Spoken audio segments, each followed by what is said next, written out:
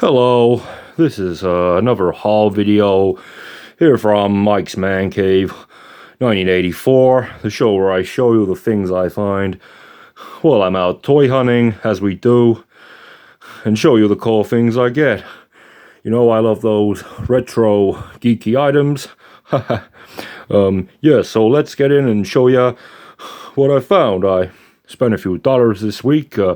Don't tell the missus what I spent. What is rolling, everybody? It's Car Boot Collectors, and today I'm coming at you with a fresh car boot sale haul video. It's Bank Holiday Booty Bonanza. Blame it on the good times. Blame it on the booty. Hopefully we'll be going to some tomorrow as well, although it is looking very grey outside at the moment. I think the boot sales Monday are going to be cooled off. Probably should have been today because it was raining so much yesterday. But I digress. I went to 2 car boot sales and I picked up some toys and collectibles and things and media. And I'm going to show you that in this video. As we do, you know the score. There's no editing. There's minimal effort. There's loads of just everything. So let's get on and show you what I found. So as I say, 2 car boot sales today. Morning one, barely worth going. There was hardly any stalls. There was probably like less than 20 people that had gone there to sell today. I think the weather had just put people off. And it still charged £2. £2 entry to get in and park to see like 20 stalls, of which 25% of them were fruit and vegetables and socks and dog beds. Insulting, absolute joke.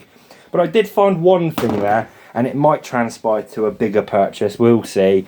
Never usually does at the car boot sale, but you never know. So I bought this little bundle. Of assembled built model kits, most of which are 1/35 scale military, some World War II stuff there, and also some modern military. So it's a little bit of a mixture. They've all been assembled, I would say, fairly well. I mean, that's quite nicely done, apart from the windscreens. Whoever made these couldn't get their gluey fingers away from the windscreens. Absolute joke. But other than that, they're not too badly done. And the lady was just like, I just want them gone. These are my late husband's. I don't want to see them anymore. They're cheap. Take the whole lot off my hands. And I was like, yeah, go on then. For that price, I'll take all of them. Some of these are Tamiya. Some of these are Meng. There's a bit of a mixture of manufacturers in here. Some of these are quite like resin models, like ones that would have been quite expensive new. So we've got all of the instructions. So yeah, Gecko models, World War II tractor, a Meng US Cougar. Those are the best ones. And yeah, British Mastiff, also made by Meng. So these are quite nice models. Some of these are models which new, like if they were new unused, would retail for like £50-60. So assembled like this, there is still a market for them. Just price them accordingly. If people like to still paint them. Some people like to paint the models, but they don't like to make them. So in this state, for some people, it's ideal. But yeah, it's a real mixture here. I'll just give you a little sample. I'm not going to go through all of them too intrinsically, but yeah, they're not badly done. They look like most of the pieces are here, which is good. If they were a bit battered or a bit incomplete, I probably would have passed. But they look like they've gone straight from like a cabinet into this tray. A Ferrari F1 car. A little bit odd. It's completely different to everything else in here. And I think this is an airfit. No, that's not an airfit one. But yeah, tanks, vehicles, all sorts of stuff in there. We'll have to go through them and have a little bit of a sort and try and piece some of it back together, because there's also a whole tub of extra parts and pieces and decals and some brass etched pieces there. I don't know if that goes to anything here. She did say she has more, and she has more military memorabilia, if you will, that she's looking to sell. We did exchange numbers, but just my experience at the car boot, people, they never get in contact when you do that at the car boot. It's very rare if they do. But she said she's got more models, built and unbuilt. She's got a whole collection of Britain's figures, which is quite exciting. She said that her husband was very into the Britons. She said he has like pre-production figures and things like that. So I was like, you know, expressing interest. I was like, interested. You've got my number.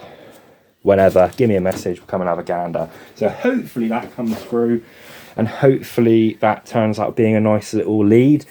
But I'm skeptical. Stuff like that, it just, you never hear from people. It's so rare. But you never know. If I didn't give me number, I would never hear at all. So hopefully they come through. let's get into the finds from the second car boot. So as I say, that's all I bought at car boot number 1. Car boot number 2 was a little sparse, but I did get some nice bits. It's going to be a quick one today. A little Wallace pencil topper. This was just in a box of junk under the table, and I thought surely that's going to be like 10p. And he wanted a quid for it. I was like, well, I still can't pass it up. It's made of resin, a very hard plastic. That's really cool. That's a keeper. I bloody love Wallace and Gromit. So that's a keeper. Little severed Wallace head. As you've seen already, we have got a pile.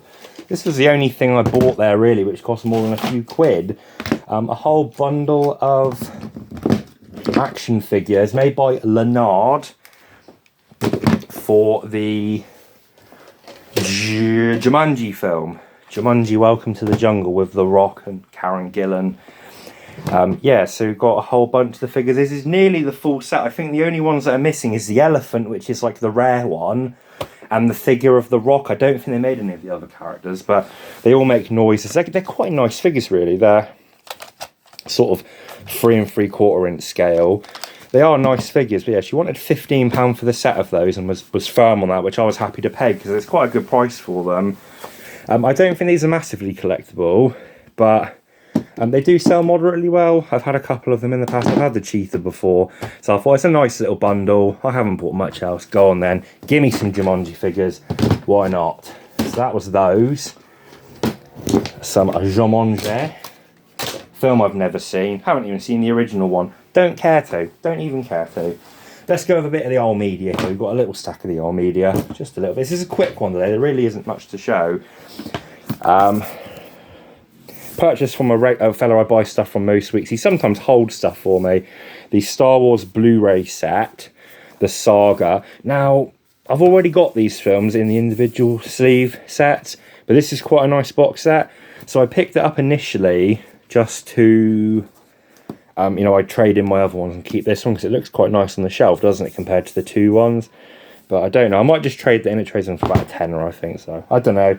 I'm not that bothered either way. Most of my Blu-rays at the moment are just boxed away, so it's not that relevant. It's irrelevant. Me talking about it's irrelevant. A DVD of the anime Your Name, an O-Tune classic. At Home with the Eubanks. This was 20p. What the hell is this? I've never heard of that before. A documentary At Home with the Eubanks for a sort of reality show. No idea. Absolutely not a Scooby. And from the same gentleman, a VHS, a big box of Elvis Presley Paradise Hawaiian Style. He had quite a few VHSs I was quite intrigued by because he was only asking 20p each. But they were all quite mouldy. He had some of the old Channel 5 Jerry Anderson ones, but the tapes were mouldy. This one's in quite nice condition, so big box. I don't think it's a pre-cert one, but it might be 1983. It is no certification, I suppose it is a pre-cert one. 20p. Can't say I've seen any of the Elvis films. Cannot vouch for them being good because I haven't seen them. Okay, only literally got a couple more things now. Some original stickers, I'm told, whether they are or not is another matter, for Raleigh Grifter BMX. So we've got one full sheet of stickers and then one half sheet of stickers. The fella said it was his bike back in the day and they are vintage, but whether that's true or not, I don't know. They're made by... What are they made by? Rit Rama. I'll have to do a bit of research on them. If they are vintage and your old stock Raleigh Grifter stickers, probably quite desirable. If they're modern reproductions, I probably overpaid for them. That's the gamble we take at the booty. Okay, let's get into a bit more toys here. So most of this stuff came from the same vendor, or I don't say vendor, person selling at the car boat. We've got an Action Man figure from the Sam Raimi films. This is one of the 1/6 scale rotocast figures. A manufacturing process in which the plastic is hollow. It's in a big roto spinner. Fills up the mould with the plastic. That's how it's made. Rotocast. Really nice condition. And it was really cheap. That was only £1. The guy had some of the 90s Thunderbirds and Captain Scarlet figures. Incomplete. Pretty bad. Pretty grubby. He wanted a £10 each for those. And then this Spider-Man, a mere quid. A mere quid. What a deal. It's not worth much more than that, but it was a nice figure for £1, so I grabbed it. From the same fella, we had a Rolly. Get it into an ice, Rolly. And Lofty from Bob the Builder. These are I think these are made by Racing Champions. The little die-cast ones. They're in quite nice condition. I do see these about often, and they're usually quite battered, so I don't pick them up. But these are in such nice condition, I thought, yeah, go on then, I'll grab those and pick those up. He had a couple more from the set, but they were missing bits, so I passed on those. One for Jake Ballsniffer. I know he's a big fan of these. The Firefly, another one. I found one of these last week, albeit the smaller one. In the Jerry Anderson collection, which I picked up last week, which I have made a video on, but I haven't uploaded it yet. Absolutely loads of Fireflies. I'm up to my knees in Fireflies. This one's in quite good condition. The guy was like, oh, those are rare because you don't see them, and I want £5 for it. And initially I was like, I have got a few of these, like literally at hand. And then I thought, that's not a bad price really, and I've probably got the spare figures for it. Like I said with the one I bought last week, I've got spare figures, as you'll see when I put up the haul video. And it's not in bad condition, it's a little grubby, but that'll clean up. So our Thunderbird's Firefly, it's a £5. I think it was in a bundle with a few other bits I purchased from him. So I did get that. There ain't much left, really ain't much left. It's such a quick one this week. A vintage new old stock Osmoroid pen. An Oxford Italic, to be specific, with a 22 carat nib, new on the card. Fountain pens are collectible. This is quite a low end one as far as they go, but I figured someone might want it just because it's new in the packet. Might appeal to somebody. Osmoroid's not the best manufacturer of pens. There really ain't much left. There ain't much left at all. A little box of pin badges. As you saw on the label there, the guy wanted a tenner, but I just picked them up and I was thinking, oh, a tenner's not bad. And he just goes, oh, you can have them for a £5. I was like, all right, that's fine. Probably would have paid a tenner. But yeah, there's loads of them in a Speedway. That's like a Soviet, nothing to do with Speedway. Some older ones, some newer ones. Most of them are sort of 80s. But yeah, a £5 for all those. That was a good deal. Nice little find. And some little beads of sweat drip now. It's a hot day. It's a hot day, man. Only a couple more little bits now. Literally only a few things. So we're leading in here to probably the best find of the day, and it might not look it. Let's lay them out and you can have a little guess which one you think might be the best find of the day. So some dinos there. Just like a general family store, toys, board games, jigsaws, whatever, and they had a whole mound of toy dinosaurs. And it's always worth having a look at them in case there's something like a sleek dino or something a little bit out of the ordinary. Most of the times when I look in boxes of dinos, it's your general stuff you see about. So I thought I'd go and have a flick through, and I saw a Disney dinosaur, Aladar, the talking one. It is made by Mattel. Fairly uncommon, not a whole lot of value to it. £10-15 maybe. It's in quite nice condition, so I thought, okay, there's an older Aladar in here, it's worth having a look through. There might be something else a bit older. Found a little sleek green T-Rex, probably of minimal value individually. I tend to wait until I've got a few of these and do them as a group. They sell quite well that way. Some of the sleek dinos are very sought after individually, but most of the time when I pick them up, they're not really worth listing on their own. This little guy here, I have no idea what this is from. The guy said it was Digimon, but I'm skeptical whether it is or not. It's quite soft rubber, so no idea. And these two little guys here, I thought these were Transmutasaurs. I did send a picture to our friend Back in the Day Toys, and he did not think they were Transmutasaurs. So no idea what they are. And then the gem, the absolute gem. This is a Toyway Walking with Dinosaurs figure. I can't remember the name of the dino. It's like, it begins with an L. Something like that. It's a dino name. Really nice condition. This is one of the most sought after ones from the set, and it's really tiny. Like when you compare it to, like, I don't know, a 12-inch figure, it's really small. I sold one of these about a year ago for £125. Quite a rare figure. So yeah, when I saw it there in the pile, I was like, yep, we'll be taking that one home.